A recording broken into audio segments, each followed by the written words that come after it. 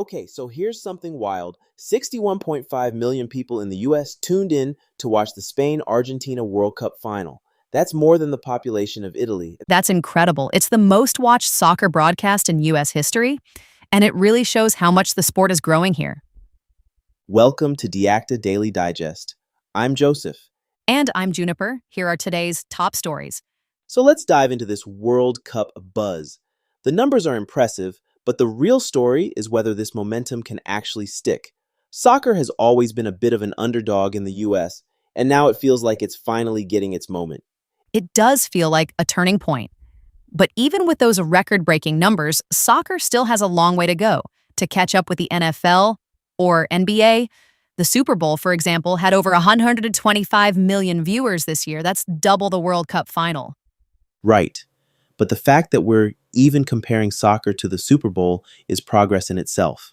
Soccer has always been seen as this other sport here, but now it's starting to carve out its own space. And it's not just about the World Cup. It's about what happens next. That's the big question, isn't it? How do you turn this surge of interest into something sustainable? Major League Soccer is seeing growth. Attendance is up by 33% since 2018, which is huge. But a lot of fans still seem more invested in European leagues. That's true. The Premier League, La Liga, those leagues have this global prestige that MLS is still working to match. But MLS is making moves, bringing in players like Lionel Messi, Antoine Griezmann, and Robert Lewandowski. That's a big deal. Messi joining Inter Miami was a game changer. He's not just a player, he's a global icon. And his presence is already drawing massive crowds. Remember that Colorado Rapids game?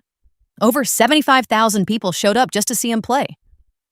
Yeah, and that's the kind of star power that can really elevate the league. But the question is, can it translate into long-term fandom? It's one thing to show up for Messi, it's another to become a die-hard MLS supporter. That's where the cultural aspect comes in. Soccer still isn't as deeply ingrained in American culture as football or basketball. But there's hope.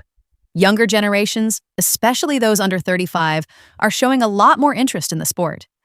And let's not forget the Latino community. Soccer is already a huge part of their culture, and they make up a significant portion of the U.S. population.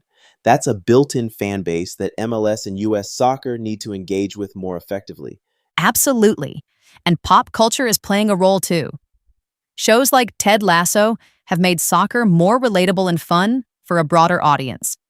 It's not just about the games, it's about creating a cultural moment. That's so true. But there are still systemic issues holding U.S. soccer back.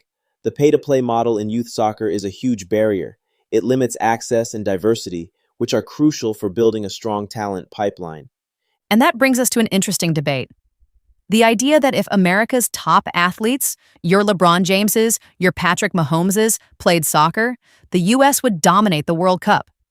It's a fun thought experiment, but it's not that simple. Not at all.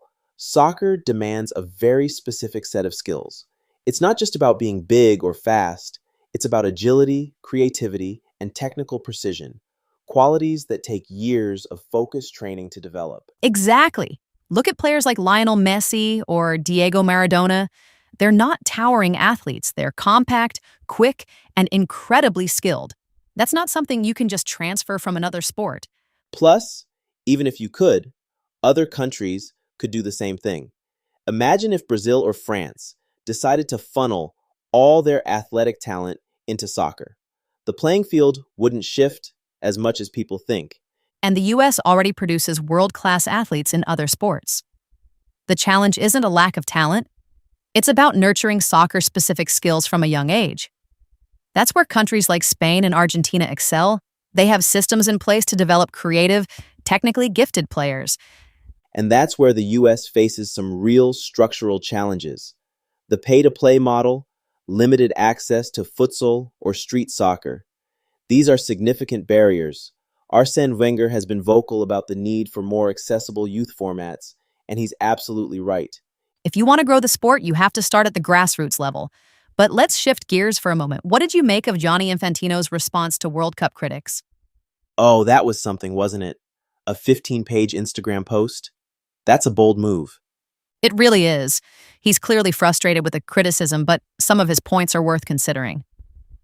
The World Cup did bring people together, and the atmosphere in the host cities was electric, but that doesn't mean the event was without flaws. Exactly. Issues like ticket prices, commercial interruptions, and access for officials and fans from certain nations, those are valid concerns. And Infantino's tone didn't exactly help his case. Calling critics haters isn't the most constructive approach. No, it's not. But it's also a reminder of how high the stakes are for FIFA. The World Cup is their crown jewel, and any criticism feels like an attack on their brand. Infantino's defensive stance shows just how much pressure they're under to deliver a flawless event. And let's not forget the broader context. Soccer is growing in the US, but it's still competing with entrenched sports like the NFL and NBA. FIFA sees the US as a massive, untapped market, and they're doing everything they can to capitalize on that. That's true. The 2026 World Cup, co-hosted by the US and Canada and Mexico, is a golden opportunity. If FIFA and MLS can work together to build on the momentum from this year's tournament, they might just turn soccer into a major player in the American sports landscape. It's a tall order, but the pieces are there. Rising attendance, big-name signings, a growing youth fan base, it's all pointing in the right direction. The question is whether they can sustain it. Well, if this World Cup taught us anything, it's that the appetite for soccer is there. Now it's up to the leagues, the clubs, and the fans to keep the momentum going. Absolutely. It's an exciting time for soccer in the US, and I can't wait to see where it goes from here. Me too. Here's to the beautiful game finding its place in the American sports pantheon. Cheers to that.